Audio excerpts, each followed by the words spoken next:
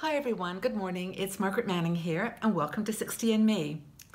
Hope that you're having a great morning. I often wonder when I sit down here to have these conversations with you, what you're up to, what people are doing with their day. And, we have a global community all over the world. So I'm imagining that, well, first of all, we're at different times of the day, but also we just are different people. And I'm just amazed at the diversity of our group and how, much unique interests and incredible exploration and desire for discovery. We're out there doing things in the world. I'm just super proud of all of you, and just want to say that I appreciate you every time I have the opportunity to say it. So anyway, I do hope that you've got something fun planned for today, and I wanted to share with you some information that might give us some insight into each other and kind of what passions and what desires we have in our community.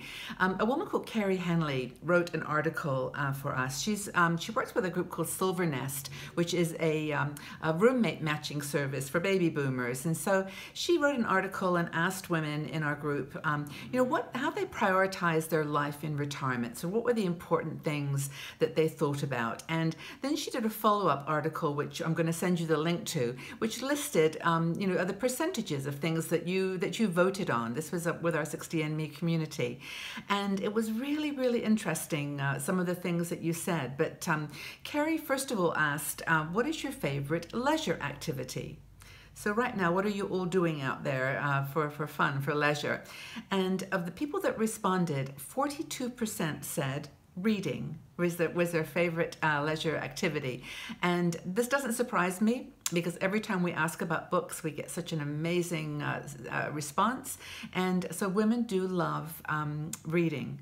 I must actually tell you, I just discovered the library in our town. I've been here for 3 years and I didn't know there was a library. I walked in there, I honestly just about burst into tears, because it was like a library has such an emotive feeling about it. I just felt like, oh my gosh, I have a place where there are books. There are actual books here.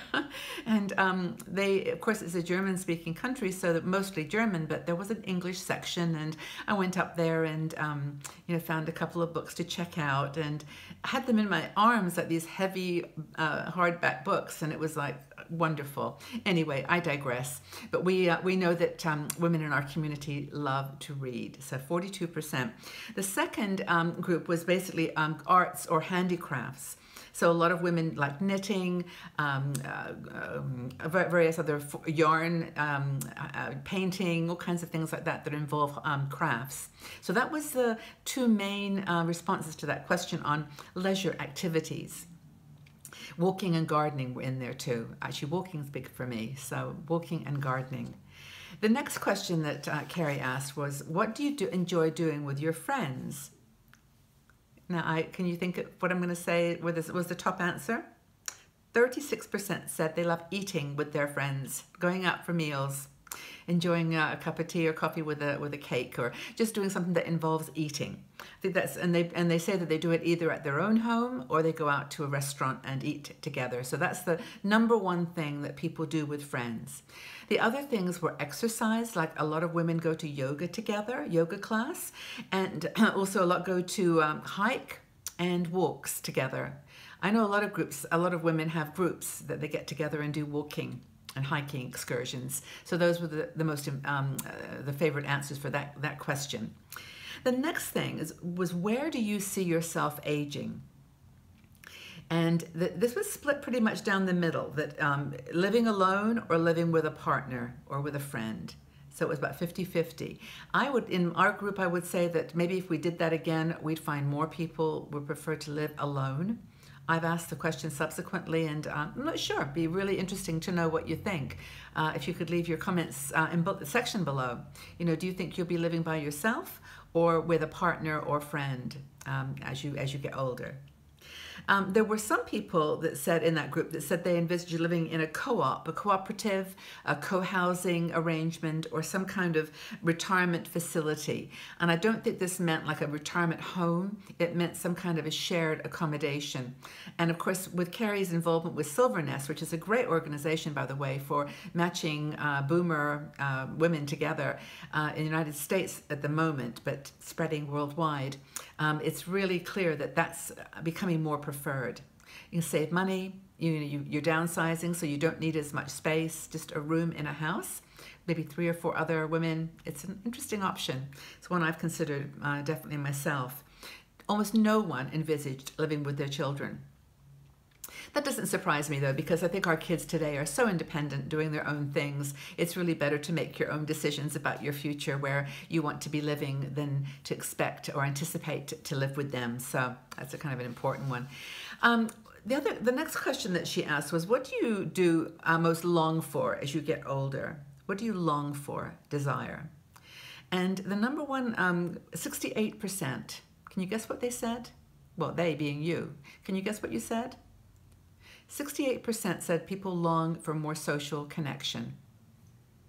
And that's why you're here. That's why people are on 60andMe, because it's a place to meet people, to have friends. And of course, we don't touch each other physically. We can't meet for coffee every day. But just being here, just having a connection with each other is important. So that's the thing that most women who answered long for.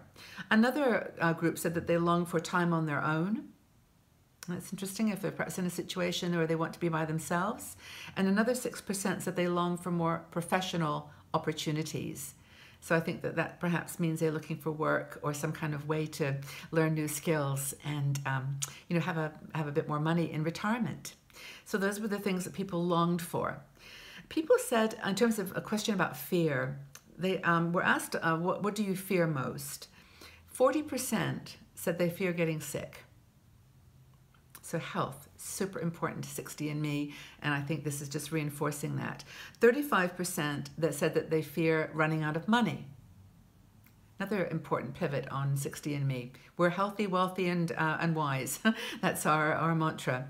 But healthy definitely is a worry. Wealth is a concern. And 20% said they feared being alone. Those are the 3 things that people said they feared. I think that's really, really interesting, and I'm not surprised by any of that. Are you? I think it's true. And then, bucket list. People were asked what was on their bucket list. And number 1, no doubt, didn't have a percentage here, but was travel. People want to travel. There's this desire to explore, to see something new, to discover new things in the world. And a lot of women said they wanted to explore. That was on their bucket list. And I'm definitely in that category. I love travel. I don't know whether I'm ever going to get to all the cities on 7 hills I'm aiming to get to. It's one of my little passions, but no, there's a lot to see, a lot to experience, and that was clear in this little survey that Kari did. She really found people that was number 1 thing on their bucket list. There were some others, though, that were really, really sweet, and I just want to share a few of them when people were asked, what's on your bucket list? So they were to fall in love again, of course, to skydive, to serve people in the community, to relearn how to play jacks. I think this is going back to being like a kid again. But that's a very, very good thing on your bucket list. And see the aurora borealis. I want to go to Iceland so bad. But that's something that people definitely said was on their bucket list. And another final thing was just to be happy. That's an important criteria when you get older. Well, any age actually, but that was one that was mentioned a lot, just to be happy. So I would just try asking your friends these questions. Just where do you want to live when you get older? What's on your bucket list? What do you fear the most? Just ask them as part of a conversation. I think it's really a cool conversation starter. And I guess I'd like to continue with a question for you today, which is, what do you long most for in your life as you get older? I'd love to know what is really on your mind, what you really want from life in your 60s. So I hope this has been fun and eye-opening, and I hope it's brought us closer together. I hope it's made you feel that you're not alone in this community, that there's women that feel and desire and want to explore and discover in exactly the same ways that you do. And as you're leaving your comments in the section below, look for other answers. Look for people that are like you. Maybe you can start an email conversation, offline, and get to know each other. It's really, really cool. So have a really wonderful day, everybody. Hope it's a good day. Hope you do something that makes you have a smile on your face all day. And I'll be back here for you very, very soon. And I'll ask you that question one more time. What do you long most for in your 60s? I'll join the conversation. It'll be a fun chat. Take care, everybody. Have a wonderful day. Bye-bye for now.